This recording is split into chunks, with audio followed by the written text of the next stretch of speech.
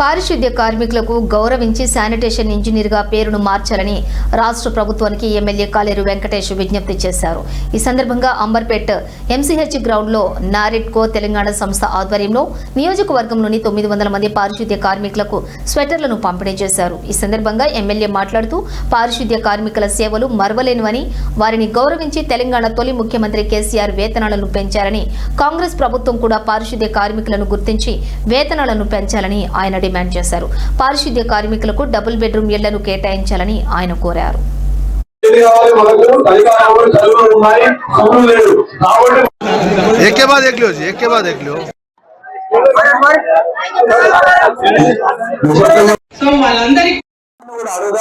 మన జీతాలు ఒక 2,000-3,000 రూపాయలు జీతాలు పెంచే కార్యక్రమం కూడా చేసుకున్నాం. ఇప్పుడు మీకు స్వెటర్స్ ఇస్తున్నారు. వచ్చే సంవత్సరం మీరే అడగండి, మళ్ళీ మీకేం కావాలో అప్పుడు మళ్ళీ వచ్చే సంవత్సరం కూడా మేము మనందరినీ ప్రేమతోటి, రెస్పెక్ట్ తోటి హృదయంలో పెట్టుకొని మిమ్మల్ని చూసుకుంటాం. కానీ మా అంబర్పేట మాత్రం ఆగం చేయదు. మీ మీద ఉండి అంబర్పేట మంచిగా కనబడాలంటే ఎవరేం చేయాలి? మీరందరు మరి అందరు చేతులు లేకుండా చేస్తారా మంచి? కానీ కొన్ని చోట్ల నేను చూస్తున్నాక పొద్దున్న 6:30కే మీరు అరుగుల మీద చెట్ల కింద కూర్చొని చాయ్ తాగుతున్నారు.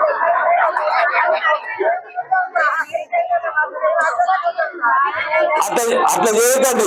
మీ సొంత ఇంట్లో ఎంతైతే క్లీన్ ఉంటుందో ఒక మంచి కార్యక్రమాన్ని నారెడ్కో వాళ్ళు అడగగానే వాళ్ళు 900 స్వెటర్లు మన అంబర్పేట శానిటేషన్ వాళ్ళకు కేటాయించడం జరిగింది.